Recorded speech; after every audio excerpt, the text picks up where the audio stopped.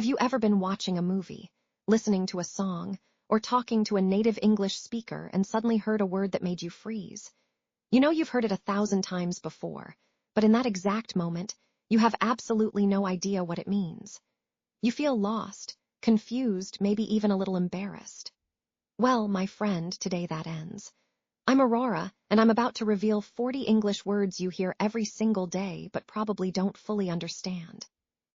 And trust me, by the end of this lesson, you're going to feel so much more confident in your English conversations. Let me tell you something really important before we dive in. These aren't fancy academic words that only professors use. These are everyday words.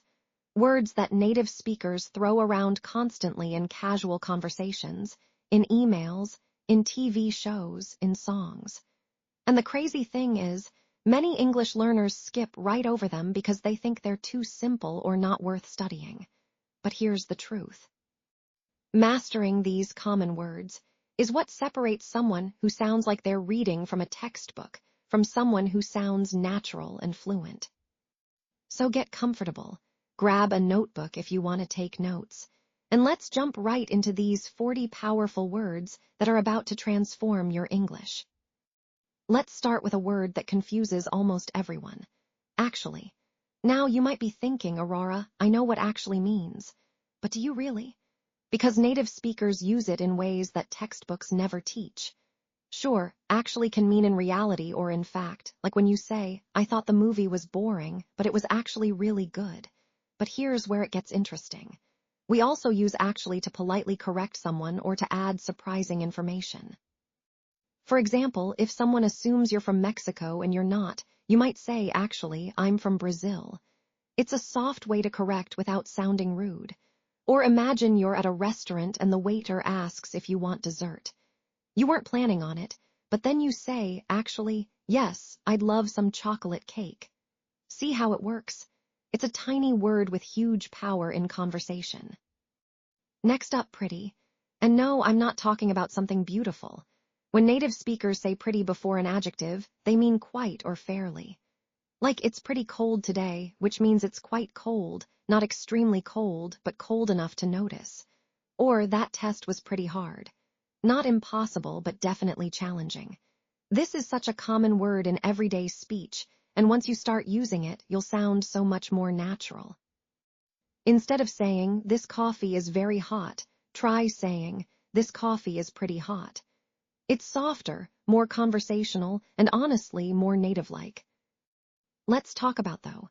This little word appears at the end of sentences all the time, and it can be so confusing if you don't know how it works. Though is used to add a contrasting thought, almost like but. For example, I'm tired.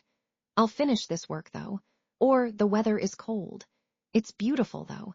It's a casual, everyday way to show contrast, and native speakers love putting it at the end of sentences. It gives the sentence a friendly, conversational vibe. So next time you want to add a contrasting idea, throw a though at the end and watch how natural you sound. Now here's a word that causes so much confusion. Quite. In American English, quite usually means very or really. Like that movie was quite good means it was really good. But in British English, quite can actually mean the opposite. It can mean only moderately or not very. So if a British person says that movie was quite good, they might mean it was just okay, nothing special. Wild, right? Same word, totally different meanings depending on where you are. So always pay attention to context and who's speaking. Let me introduce you to a word that's everywhere. Like. And I don't mean like as in to enjoy something. I'm talking about like as a filler word, which native speakers, especially younger ones, use constantly. It's often used when we're thinking or trying to explain something. For example, I was like so surprised. Or it's like really difficult to explain. Now, I'm not saying you should use like as a filler in every sentence, but understanding that it's used this way will help you follow real conversations so much better. And honestly, using it occasionally makes you sound more relaxed and natural, not stiff or overly formal. Here's one that trips people up. Just. This word is tiny, but it has so many uses. You can use just to mean only like, I just want a glass of water. Or you can use it to mean recently, like, I just finished my homework. But native speakers also use just to soften requests and make them sound more polite. Instead of saying, can you help me, which can sound a bit demanding, we say, can you just help me really quick? It sounds friendlier, less pushy. That's the magic of just. Another one you hear constantly is get. And oh boy, does this word have a million meanings. You can get something, meaning receive it. You can get somewhere, meaning arrive. You can get tired, meaning become tired. You can get a joke, meaning understand it. You can get someone a gift, meaning buy it for them. The list goes on and on. Native speakers use get in almost every conversation because it's so versatile. Instead of saying, I received your email, we say, I got your email. Instead of I arrived home late, we say, I got home late. Once you truly understand all the ways to use get, your English will level up dramatically. Let's move on to stuff. Such a simple word, right? Stuff just means things, but native speakers use it all the time because it's casual and flexible. Instead of saying, I have many things to do, we say, I have a lot of stuff to do. Or, what's all this stuff on the table? It's informal, yes, but that's exactly why it's so common in everyday conversation. If you want to sound less robotic and more human, start using stuff. Now, what about the word really? You probably know it means very or truly, like I'm really happy. But native speakers also use really to express surprise or disbelief. Imagine someone tells you something shocking and you respond with really. That one word can mean, are you serious? I can't believe it. Wow, that's surprising. It's all about tone and context. Pay attention to how it's used in movies and shows, and you'll start picking up on these subtle meanings. Here's a tricky one. Over. Yes, over like above, but also over meaning finished or more than. For example, the meeting is over means the meeting is finished. Or, there were over 100 people at the party, meaning more than 100. It's such a flexible word, and native speakers use it constantly in different contexts. Understanding its range will help you catch meanings you might have missed before. Let's talk about kind of. This phrase is super common and means sort of or somewhat. It's a way to be less direct or to soften a statement.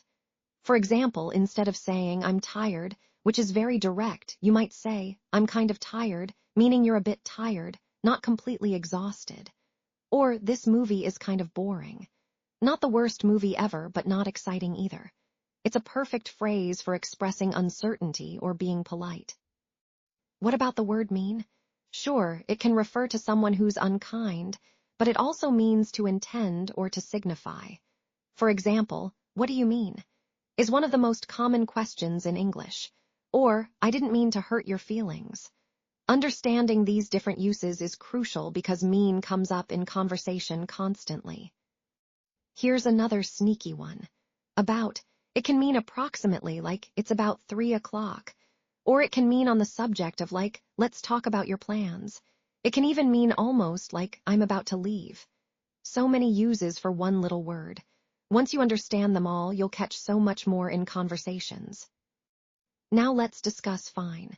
When someone asks, how are you? And you say, I'm fine, it usually means you're okay, nothing special, maybe even a little off. Fine doesn't always mean great or wonderful. Sometimes it's neutral or even slightly negative. If someone says the food was fine, they're not raving about it. It was acceptable, but nothing amazing. Context and tone matter so much with this word. Another powerful little word is way. Sure, it means a path or method, but native speakers also use way to mean very or much more. For example, that's way too expensive means that's much too expensive. Or, she's way smarter than me. It's an intensifier, and using it makes you sound more natural and emphatic. Here's one you've definitely heard. Thing. It's so general, right? But that's exactly why native speakers love it. We use thing when we don't want to be specific or when the specific word doesn't matter. For example, can you pass me that thing? Or, I have a thing at 7, meaning an appointment or event. It's vague, but in casual conversation, that's totally fine. Let's look at guess. When you say, I guess, you're not really guessing in the traditional sense. You're expressing mild agreement or uncertainty. For example, I guess you're right means you're probably right, but I'm not 100% sure. Or, I guess I'll go means you'll go, but you're not super excited about it. It softens your statement and makes it less direct. What about sure? It can mean certain, like, I'm sure it's correct. But it's also used to agree to something, often casually. If someone asks, can you help me? And you say, sure, you're saying yes in a friendly, informal way. It's not as formal as certainly or of course, but it's very common in everyday English. Now, fair. You know, fair means just or reasonable, but native speakers also use it in phrases like, that's fair, meaning, I understand your point or I agree that's reasonable. It's a great way to acknowledge someone's opinion without fully committing to agreement. It's polite, neutral, and super useful. Here's a tricky one that's everywhere. Whatever.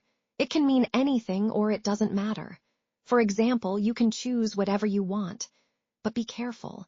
If someone says whatever in a dismissive tone, it can sound rude, like, I don't care or I'm done with this conversation. Tone is everything with this word. Let's talk about literally. Technically, it means in a literal sense, not figuratively. So I literally ran 5 miles means you actually ran 5 miles, not just felt like it. But here's the thing. Native speakers often use literally for exaggeration, which drives grammar purists crazy. Someone might say, I literally died laughing, which obviously isn't true, but it emphasizes how funny something was. Just know that this exaggerated use is super common in casual speech. Another sneaky word is basically. It means essentially or fundamentally, and we use it to simplify explanations. For example, basically, the meeting got canceled means that's the main point, even if there are other details. It's a great word for summarizing or getting to the point quickly. How about deal? As a noun, it's an agreement like, we made a deal. But as a verb, it means to handle or manage, like, I can't deal with this right now. Native speakers use deal all the time, especially in phrases like, what's the deal? Meaning, what's going on? Or big deal, which can be sarcastic, meaning that's not impressive. Let's discuss supposed.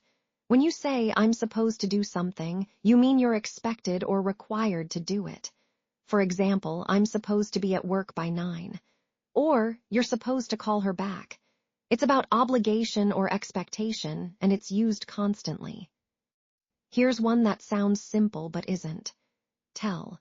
Sure, it means to say something to someone, but we also use it in phrases like, I can tell, meaning I can see or I can sense. For example, I can tell you're upset. Or, can you tell the difference? It's about perception and understanding, not just speaking. What about pick? It means to choose, like pick a color. But we also use pick in tons of phrasal verbs. Pick up can mean to lift, to collect someone, to learn something, or to answer the phone. Pick out means to choose. Pick on means to bully. One word, so many meanings. Now figure. As a noun, it's a number or a shape. But as a verb, figure out means to understand or solve something. For example, I can't figure out this problem. Or, I figured out what he meant. It's super common and essential for everyday conversation. Let's look at run. Obviously, it means to move quickly on foot.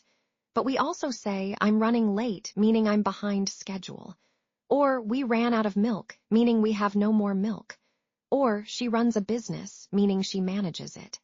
English loves to take simple verbs and give them a dozen uses.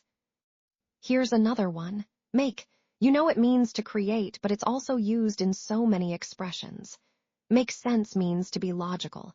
Make up can mean to invent a story or to reconcile after a fight. Make out can mean to kiss or to see something unclear. Make it means to succeed or to arrive on time. The list goes on. What about take? Take something means to grab or receive it. But we also say, take your time, meaning don't rush. Or take a seat, meaning sit down. Or it takes an hour, meaning it requires or needs an hour. Take is one of the most versatile verbs in English. Let's discuss work. As a noun, it's your job. As a verb, it means to do a job. But we also say, does this work for you? Meaning, is this okay with you? Or this plan works, meaning it's effective. Or I'm working on it, meaning I'm trying to complete it. Work is everywhere. Here's a word that confuses learners. Mind. As a noun, it's your brain or thoughts. But as a verb, mind means to care about or be bothered by. For example, do you mind if I sit here? Means, does it bother you if I sit here? Or I don't mind, meaning it doesn't bother me or I'm okay with it. This use is so common in polite requests. Now call, sure, it means to telephone someone. But we also use call in phrases like, call it a day, meaning to stop working. Or let's call it even, meaning let's consider things equal. Or I called in sick, meaning I phoned to say I'm not coming to work because I'm ill. So many uses beyond just making a phone call. Let's talk about keep. It means to retain or continue. For example, keep the change means you don't want your change back. Or keep going means continue.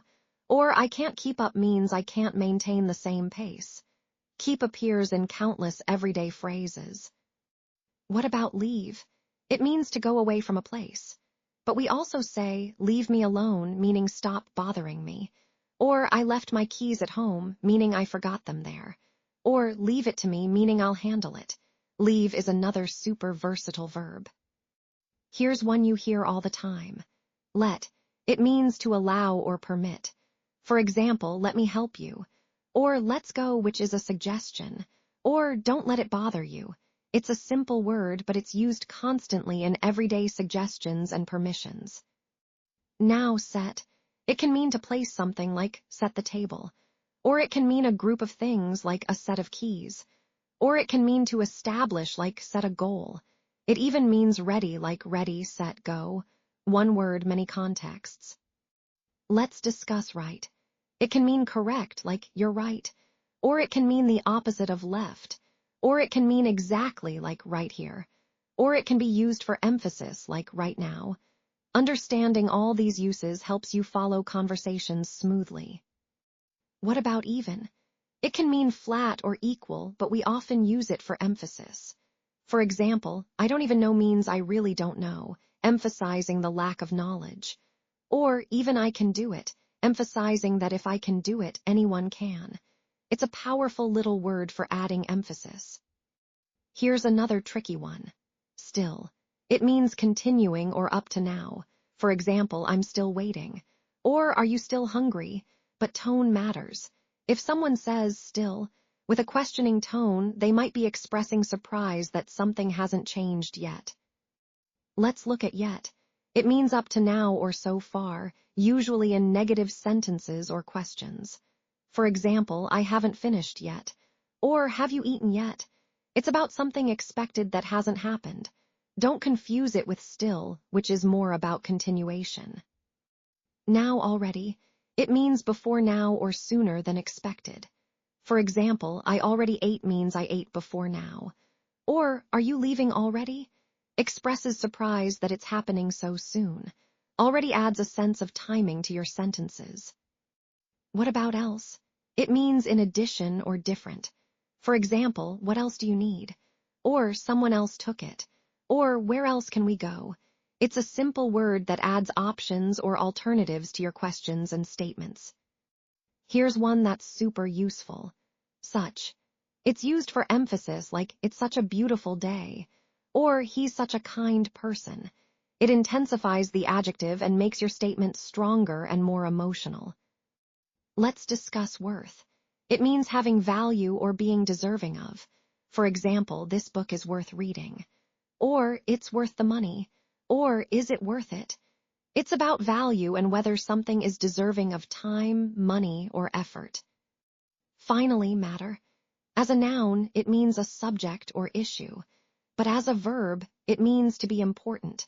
For example, it doesn't matter means it's not important. Or does it matter? Is asking if something is important. This is such a common word in everyday discussions about importance and relevance. Now, I know we've covered a lot today. 40 words might seem overwhelming, but here's the beautiful truth. You've probably heard every single one of these words before. The difference now is that you understand them. You know their multiple meanings, their contexts, their subtleties. And that's what real fluency is all about. It's not about memorizing 1,000 rare words. It's about deeply understanding the common words that native speakers use every single day. Think about how much more confident you're going to feel the next time you watch a movie or have a conversation in English. These words are going to jump out at you, and instead of feeling confused, you're going to feel proud because you get it. You understand. And that feeling, my friend, is priceless. Learning English isn't just about grammar rules and vocabulary lists. It's about connecting with people, understanding stories, expressing yourself, and feeling at home in a new language. Every single word you master brings you one step closer to that dream. And you're doing it. You're here, you're learning, you're growing. That takes courage and dedication, and I'm so proud of you. So keep going. Keep listening, keep practicing, keep exposing yourself to real English. Watch shows, listen to podcasts, talk to native speakers if you can, and don't be afraid to make mistakes. Every mistake is a lesson, and every lesson brings you closer to fluency. You've got this. I believe in you. And I can't wait to see how far you're going to go.